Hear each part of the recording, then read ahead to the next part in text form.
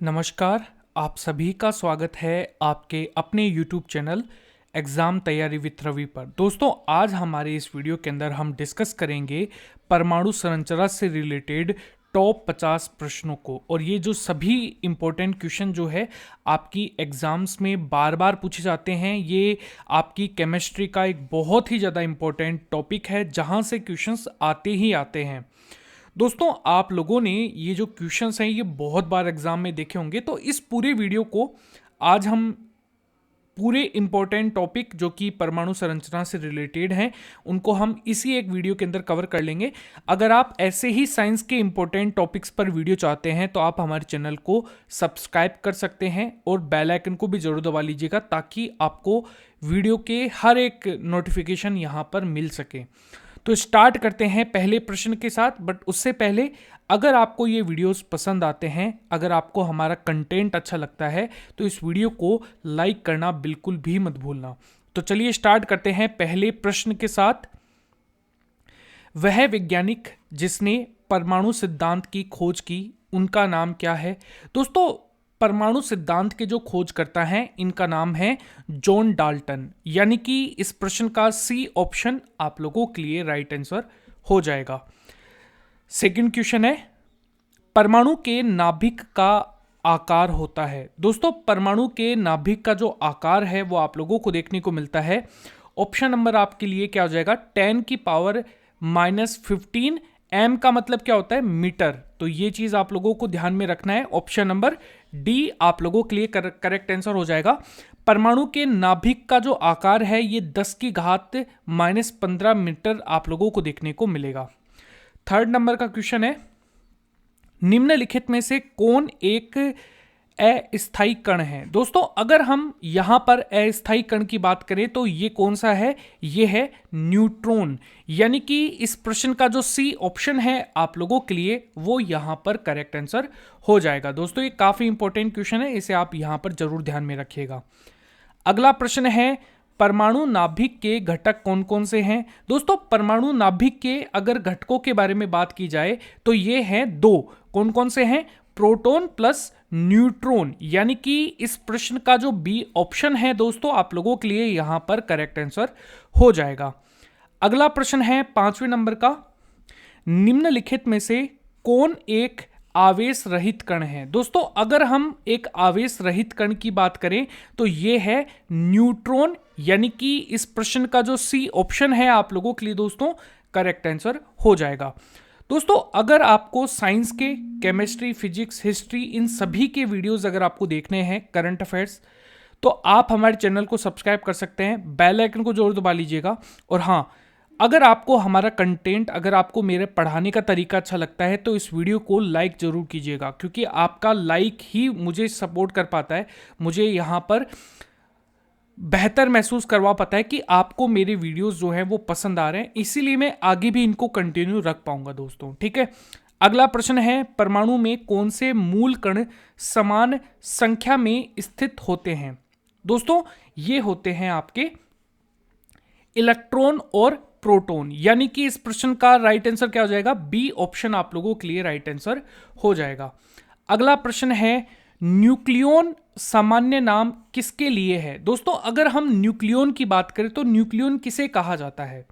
यह कहा जाता है प्रोटॉन और न्यूट्रॉन को संयुक्त रूप से क्या कहा जाता है? न्यूक्लियॉन कहा जाता है। दोस्तों, ये काफी इंपॉर्टेंट क्वेश्चन है, ये बहुत बार एग्जाम में इस तरीके से पूछा जाता है और कई बार बच्चे जो हैं इसे गलत कर देते हैं, तो आप इसे यहां पर नोट डाउन कर लीजिएगा दोस्तों। अगला प्रश्न है, एक इलेक्ट्रॉन पर कितने आवेश होते हैं? दोस्तों, एक इलेक्ट्रॉनों पर आवेशों की जो संख्या होती है वो यहां पर कितनी होती है? ए यानी कि -1.6 इंटू 10⁻⁻19। सी यानी कि इस प्रश्न का जो ए ऑप्शन है आप लोगों के लिए दोस्तों करेक्ट आंसर हो जाएगा। और ये बहुत ज्यादा इंपॉर्टेंट क्वेश्चन है, ये भी बहुत बार एग्जाम में पूछा गया है दोस्तों, इसे यहां पर जरूर याद रखिएगा। अगला प्रश्न है 9वें नंबर का, पोजिट्रॉन क्या है? दोस्तों, पोजिट्रॉन जो है ये किसे कहा जाता है? तो याद रखिएगा, पोजिट्रॉन कहा जाता है धनावेशित इलेक्ट्रॉनों को ही क्या कहा जाता है? पोजिट्रॉन कहा जाता है। Very very important. अगला प्रश्न है, परमाणु विद्युत तह होता है। देखिए दोस्तों, अगर हम परमाणु की बात करें, परमाणु विद्युत का क्या होता है, यहां पर विद्युत के लिए उदासीन रूप से यहां पर देखने को मिलता है, यानी कि इस प्रश्न का जो डी ऑप्शन है आप लोगों के लिए करेक्ट आंसर हो जाएगा। अगला प्रश्न देखिए दोस्तों, अगर हम यहां पर अगले प्रश्न की बात करें, इलेक्ट्रॉन की खोज जो है ये किसने की थी। दोस्तों, इलेक्ट्रॉन की अगर बात की जाए तो इसकी खोज की थी जे थॉमसन ने, यानी कि इस प्रश्न का ए ऑप्शन आप लोगों के लिए करेक्ट आंसर हो जाएगा। और ये बहुत बार एग्जाम में पूछा जाता है, इसे आप मोस्ट इंपोर्टेंट में नोट डाउन कर लीजिएगा। अगला क्वेश्चन भी बहुत इंपॉर्टेंट है, प्रोटॉन की खोज किसने की थी। दोस्तों, ये क्वेश्चंस बहुत बार एग्जाम में पूछे जाते हैं, तो याद रखिएगा प्रोटॉन की खोज की थी रदरफोर्ड ने, यानी कि इस प्रश्न का ए ऑप्शन आप लोगों के लिए करेक्ट आंसर हो जाएगा। अगला प्रश्न है, जेम्स चैडविक ने निम्नलिखित में से किसकी खोज की थी। दोस्तों, जेम्स चैडविक ने खोज की थी यहां पर न्यूट्रॉन की, यानी कि इस प्रश्न का सी ऑप्शन आप लोगों के लिए राइट आंसर हो जाएगा। अगला प्रश्न है, पोजिट्रॉन के खोजकर्ता कौन है। दोस्तों, अगर हम यहां पर पोजिट्रॉन की बात करें तो इसके खोजकर्ता है एंडरसन, यानी कि इस प्रश्न का जो सी ऑप्शन है आप लोगों के लिए दोस्तों करेक्ट आंसर हो जाएगा। अगला प्रश्न है, परमाणुवीय नाभिक किसने खोजा था। दोस्तों, अगर हम परमाणुवीय नाभिक की बात करें तो इसकी खोज की थी यहां पर रदरफोर्ड ने, यानी कि इस प्रश्न का जो ए ऑप्शन है दोस्तों आप लोगों के लिए करेक्ट आंसर हो जाएगा। अगला प्रश्न है 16वें नंबर का, एक भारतीय वैज्ञानिक जिनका नाम एक विशिष्ट मूल कण के साथ जुड़ा हुआ है। तो दोस्तों, आप सभी जानते हैं इनको, इनका नाम है बोस, यानी कि इस प्रश्न का जो बी ऑप्शन है आप लोगों के लिए करेक्ट आंसर हो जाएगा। बोस जो है वो आप लोगों को यहां पर देखने को मिलेगा। अगला प्रश्न है 17वें नंबर का, निम्नलिखित में से किस परमाणु के नाभिक में न्यूट्रॉन नहीं होते हैं।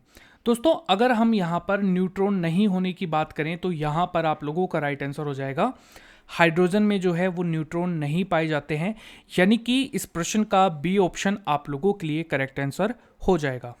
अगला प्रश्न है, इलेक्ट्रॉन के तरंग प्रकृति की खोज सबसे पहले किसने की थी। दोस्तों, इलेक्ट्रॉन के तरंग प्रकृति की जो खोज है ये की थी डी ब्रोगली ने, यानी कि इस प्रश्न का बी ऑप्शन आप लोगों के लिए राइट आंसर हो जाएगा। अगला प्रश्न है, तत्व के सबसे छोटे भाग को क्या कहा जाता है। दोस्तों, तत्व के सबसे छोटे भाग को कहा जाता है परमाणु, यानी कि ऑप्शन नंबर ए आप लोगों के लिए राइट आंसर हो जाएगा। अगला प्रश्न है 20वें नंबर का, किसी परमाणु के गुण निर्भर करते हैं। दोस्तों, अगर हम यहां पर परमाणु के गुणों की बात करें तो ये किस पर निर्भर करते हैं, तो याद रखिएगा इलेक्ट्रॉनिक संरचना पर, यानी कि ऑप्शन नंबर डी जो है आप लोगों के लिए राइट आंसर हो जाएगा। Very very important question everyone. 21वें नंबर का क्वेश्चन है, नाभिक की द्रव्यमान संख्या यानी कि मास नंबर है। तो दोस्तों, नाभिक का जो द्रव्यमान है वो यहां पर किसके बराबर होता है, तो याद रखना नाभिक में न्यूक्लियनों की संख्या के बराबर, यानी कि इस प्रश्न का जो ए ऑप्शन है आप लोगों के लिए राइट आंसर हो जाएगा। दोस्तों, ये क्वेश्चन काफी बार एग्जाम में पूछा जाता है, इसे बहुत बार गलती कर दिया जाता है, तो आप इसे यहां पर जरूर ध्यान में रखिएगा क्योंकि ये क्वेश्चन बहुत बार रिपीट होते हैं। अगला प्रश्न है 22वें नंबर का, किसी परमाणु के परमाणु द्रव्यमान और द्रव्यमान संख्या के अंतर को क्या कहते हैं। दोस्तों, ये कहा जाता है आपका द्रव्यमान क्षति, यानी कि द्रव्यमान हाश, क्षति, डेप्रिसिएशन आप सब कुछ कह सकते हैं। इस प्रश्न का जो सी ऑप्शन है आप लोगों के लिए राइट आंसर हो जाएगा। अगला प्रश्न देखिए, एक ही तत्व के दो समस्थानिकों के विद्युत उदासीन परमाणु के लिए निम्नलिखित गुणों में से कौन सा गुण भिन्न होगा। दोस्तों, अगर हम यहां पर इस क्वेश्चन की बात करें तो ये जो गुण भिन्न होगा ये कौन सा है, परमाणु द्रव्यमान, यानी कि इस प्रश्न का जो बी ऑप्शन है आप लोगों के लिए राइट आंसर हो जाएगा। अगला प्रश्न है, न्यूट्रॉन तथा प्रोटॉन के संख्याओं के योगफल को क्या कहते हैं। दोस्तों, न्यूट्रॉन और प्रोटॉन के संख्याओं के योगफल को कहा जाता है द्रव्यमान संख्या, यानी कि इस प्रश्न का जो सी ऑप्शन है आप लोगों के लिए राइट आंसर हो जाएगा। अगला प्रश्न है, किन किरणों के प्रकीर्णन से नाभिक के आकार का आकलन किया जा सकता है? तो दोस्तों ये कौन सी किरणें हैं? इन किरणों को कहा जाता है अल्फा किरणें, यानी कि ए ऑप्शन जो है वो आप लोगों के लिए करेक्ट आंसर हो जाएगा। अगला प्रश्न है, नाभिक के धनावेश होने की खोज की थी। दोस्तों नाभिक के धनावेश होने की जो खोज है ये करी थी रदरफोर्ड ने, यानी कि इस प्रश्न का जो बी ऑप्शन है आप लोगों के लिए राइट आंसर हो जाएगा।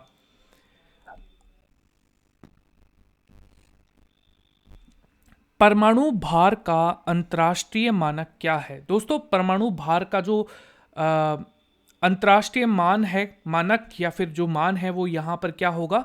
ऑप्शन नंबर आप लोगों के लिए करेक्ट आंसर हो जाएगा C = 12। ठीक है, तो यहां पर आप लोगों के लिए सी ऑप्शन जो है वो आप लोगों के लिए राइट आंसर हो जाएगा। अगला प्रश्न देखो, पोजिट्रॉन किसका प्रतीक है? दोस्तों पोजिट्रॉन जो है यहां पर प्रतिकरण जो है, प्रतिकरण यानी कि एंटी पार्टिकल्स कहते हैं। तो पोजिट्रॉन अगर बात की जाए दोस्तों तो ये आप लोगों को इलेक्ट्रॉन का प्रतिकरण या फिर एंटी पार्टिकल कहा जाता है। इस प्रश्न का ए ऑप्शन आप लोगों के लिए राइट आंसर हो जाएगा। अगला है फोटोन की खोज, फोटोन की ऊर्जा जिसे हम ई से प्रदर्शित करते हैं, संवेग जिसे हम पी से, छोटे पी से, तथा वेग जिसे हम सी से प्रदर्शित करते हैं में सही संबंध है।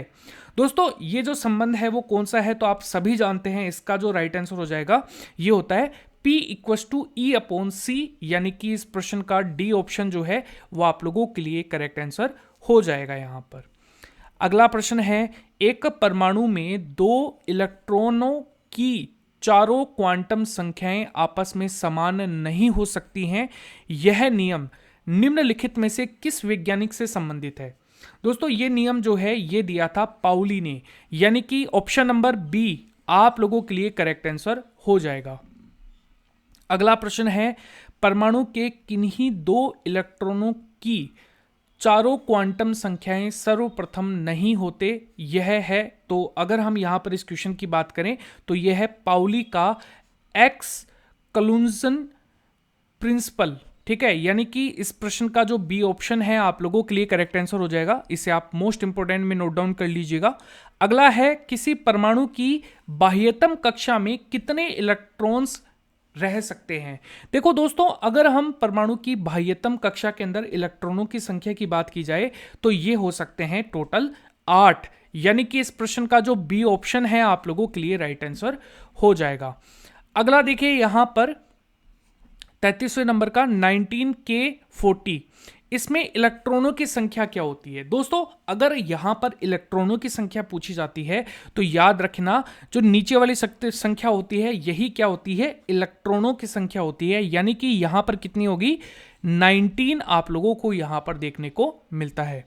यदि परमाणु की तीसरी कक्षा सबसे बाह्य कक्षा हो तो इसमें इलेक्ट्रॉन की अधिकतम संख्या कितनी हो सकती है? दोस्तों अगर तीसरी कक्षा अगर यहां पर बाह्य कक्षा हो तो यहां पर इलेक्ट्रॉनों की संख्या जो हो सकती है वो हो सकती है अधिकतम 8। अगला प्रश्न है, स्वर्ण पत्र यानी कि गोल्ड फॉइल से किसके प्रकीर्णन का अध्ययन करके रदरफोर्ड ने नाभिक की खोज की थी? तो आप सभी को पता है, अभी हमने ये क्वेश्चन देखा भी है, अल्फा किरणों से। ठीक है, अल्फा किरणों की बौछार करवाई गई थी जो गोल्ड फॉइल है उस पर, यानी कि इस प्रश्न का ए ऑप्शन आप लोगों के लिए करेक्ट आंसर हो जाएगा। अगला प्रश्न देखो, जब कोई इलेक्ट्रॉन उच्च कक्षा से निम्न कक्षा में जाता है तो क्या प्रभाव पड़ता है? दोस्तों ये प्रभाव पड़ता है ऊर्जा का उत्सर्जन होता है दोस्तों यहां पर। ठीक है, यानी कि इस प्रश्न का ए ऑप्शन जो है आप लोगों के लिए राइट आंसर हो जाएगा। अगला प्रश्न है, इलेक्ट्रॉन का द्रव्यमान किस मौलिक कणों पर निर्भर करता है? दोस्तों इलेक्ट्रॉन का जो द्रव्यमान होता है ये प्रोटॉन और न्यूट्रॉन पर क्या करता है? यहां पर निर्भर करता है, या फिर इसका जो राइट आंसर हो जाएगा ऑप्शन नंबर सी आप लोगों के लिए राइट आंसर हो जाएगा। यदि कक्षा की संख्या को n से व्यक्त किया जाए तो किसी कक्षा में अधिकतम इलेक्ट्रॉनों की संख्या हो सकती है? दोस्तों इसमें अधिकतम इलेक्ट्रॉनों की जो संख्या है वो आप सभी को पता है, ये हो सकती है 2n², यानी कि इस प्रश्न का सी ऑप्शन आप लोगों के लिए राइट आंसर हो जाएगा। अगला प्रश्न है 39वां, इलेक्ट्रॉन तब तक युग्मित नहीं होते जब तक कि उन्हें उनके लिए प्राप्त रिक्त कक्षक समाप्त न हो जाए, यह सिद्धांत कहलाता है। दोस्तों यह जो सिद्धांत है इसी को हम क्या कहते हैं, हुंड का नियम। क्या कहा जाता है, यही हुंड का नियम कहा जाता है। यानी कि ऑप्शन नंबर ए जो है आप लोगों के लिए करेक्ट आंसर हो जाएगा। अगला देखो, अनिश्चितता के सिद्धांत का प्रतिपादन किसने किया था दोस्तों अनिश्चितता का जो सिद्धांत है इसका प्रतिपादन किया था यहां पर हाइजेनबर्ग ने। यानी कि इस प्रश्न का जो बी ऑप्शन है आप लोगों के लिए करेक्ट आंसर हो जाएगा। अगला प्रश्न है, इलेक्ट्रॉनों के आवेश की संख्या किसने की। यहां पर इलेक्ट्रॉनों के आवेश की खोज किसने की। दोस्तों इलेक्ट्रॉनों के आवेश की खोज की थी यहां पर मिलिकन ने। यानी कि ऑप्शन नंबर जो डी है आप लोगों के लिए राइट आंसर हो जाएगा। अगला प्रश्न है, वह कण जो न्यूक्लियन को बांधे रखने का कार्य करता है। दोस्तों यह कण क्या कहलाता है, यही मेसोन कण कहलाता है। यानी कि ऑप्शन नंबर जो डी है आप लोगों के लिए करेक्ट आंसर हो जाएगा। अगला है, किसी तत्व की रासायनिक प्रकृति निर्भर करती है। तो दोस्तों ये निर्भर करती है आपके संयोजी इलेक्ट्रॉनों पर। यानी कि इस प्रश्न का जो सी ऑप्शन है आप लोगों के लिए राइट आंसर हो जाएगा। अगला है, किसी तत्व के रासायनिक गुण निर्भर करते हैं। दोस्तों किसी भी तत्व के रासायनिक गुण जो है ये किस पर निर्भर करते हैं, तो याद रखिएगा ये करते हैं परमाणु संख्या पर। यानी कि ऑप्शन नंबर बी आप लोगों के लिए करेक्ट आंसर हो जाएगा। अगला है, न्यूट्रॉन की खोजकर्ता कौन है। दोस्तों अगर हम यहां पर न्यूट्रॉन की बात करें तो इसके खोजकर्ता आप लोगों को देखने को मिलेंगे पाउली। यानी कि ऑप्शन नंबर बी आप लोगों के लिए करेक्ट आंसर हो जाएगा। अगला है, मेसोन के खोजकर्ता कौन है। दोस्तों मेसोन के जो खोजकर्ता हैं इनका नाम आप लोगों को देखने को मिलेगा युकावा। ऑप्शन नंबर जो सी है आप लोगों के लिए राइट आंसर हो जाएगा। अगला है, निम्नलिखित में से किसे विभाजित नहीं किया जा सकता है। दोस्तों किसे विभाजित नहीं किया जा सकता है, तो याद रखना फोटोन को विभाजित नहीं किया जा सकता है। इस प्रश्न का बी ऑप्शन आप लोगों के लिए राइट आंसर हो जाएगा। अगला है, तत्व 92U235 में प्रोटॉनों की संख्या क्या है। दोस्तों अगर हम यहां पर प्रोटॉनों की संख्या की बात करते हैं तो ये यहां पर अगर आप इसमें से इसको लेस कर दोगे तो यहां पर आप लोगों को प्रोटॉनों की संख्या पूछी गई है ना, हाँ, तो प्रोटॉनों की संख्या है यहां पर 92। और अगर आपसे पूछा जाता है न्यूट्रॉनों की संख्या तो याद रखना है आप लोगों को इसमें से इसको लेस करोगे तो यहां पर 146 आप लोगों को देखने को मिलेगा। यानी कि इसका तो यहां पर ए और इसका भी यहां पर ए जो है आप लोगों के लिए करेक्ट आंसर हो जाएगा। दोस्तों आपको ये वीडियो कैसा लगा, अगर आपको ये वीडियो अच्छा लगता है इस वीडियो को लाइक जरूर कीजिएगा। अगर आपको साइंस के किसी भी टॉपिक पर वीडियो चाहिए है तो आप हमारे चैनल के साथ जुड़ सकते हैं। चैनल को सब्सक्राइब करके बेल आइकन को दबाना बिल्कुल भी मत भूलना। धन्यवाद।